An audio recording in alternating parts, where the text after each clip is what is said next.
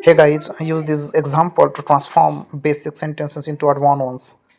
Refer to these sentences to elevate your language from basic to advanced level. So first sentence is I am happy म्हणजेच मी आनंदी आहे. या जागी तुम्ही I am डिलायटेड हा वापरू शकता sentence.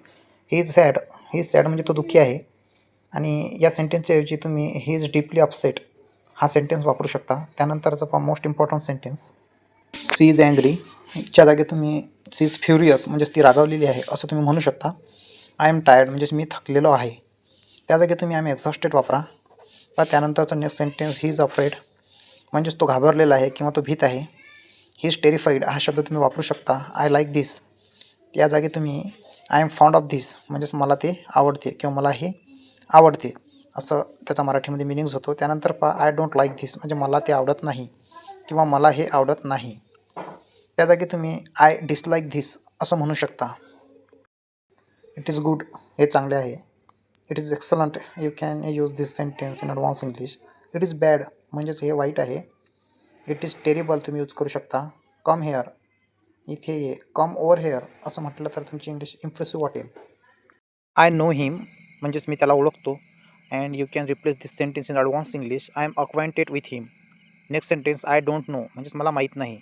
You can use instead of this sentence I have no idea म्हणजेच मला याची कल्पना नाही आहे. थोडा सेन्स बदलेल परंतु त्याचा अर्थ तोच होते. आय थिंक सो म्हणजेच मला तसे वाटते. तुम्ही त्याऐवजी आय बिलीव्ह सो असं म्हटलं तरी चालेल. आय फॉरगॉट इटच्या जागी तुम्ही इट स्लिप्ड माय माइंड असं म्हटलं तरी चालेल म्हणजेच मी ते विसरलो. पण त्यानंतरचं इम्पॉर्टंट सेंटेन्स रिमेंबर धिस या जागी तुम्ही कीप धिस इन माइंड हे सेंटेन्स वापरू शकता. रिमेंबर धिसचा अर्थ होते हे लक्षात ठेवा. पण त्यानंतरचं important short sentence basic sentence म्हणू आपण याला. आय ॲग्रीच्या जागी तुम्ही आय कम्प्लिटली ॲग्री असं म्हटलं तरी इम्प्रेसिव्ह वाटेल. पण त्यानंतरचं नेक्स्ट सेंटेन्स आय डिसॲग्री या जागी तुम्ही I don't agree with you म्हणजेच मी असहमत आहे असा याचा अर्थ होतो. आय एम शुअर म्हणजेच मला पूर्ण खात्री आहे. त्या जागी तुम्ही आय एम ॲब्सोल्युटली सर्टेन असं म्हटलं तरी चालेल काहीच. याचा अर्थ होते मला पूर्ण खात्री आहे.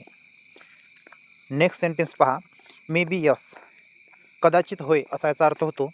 त्या जागी तुम्ही देअर इज अ पॉसिबिलिटी असं वापरलं तर तुमची इंग्लिश इम्प्रेसिव्ह वाटेल गाईज. पण त्यानंतर मे बी नो म्हणजेच कदाचित नाही असा याचा अर्थ होतो. आणि त्या जागी तुम्ही इट सीम्स अनलाईकली असं म्हणू शकता. It seems अनलाईकली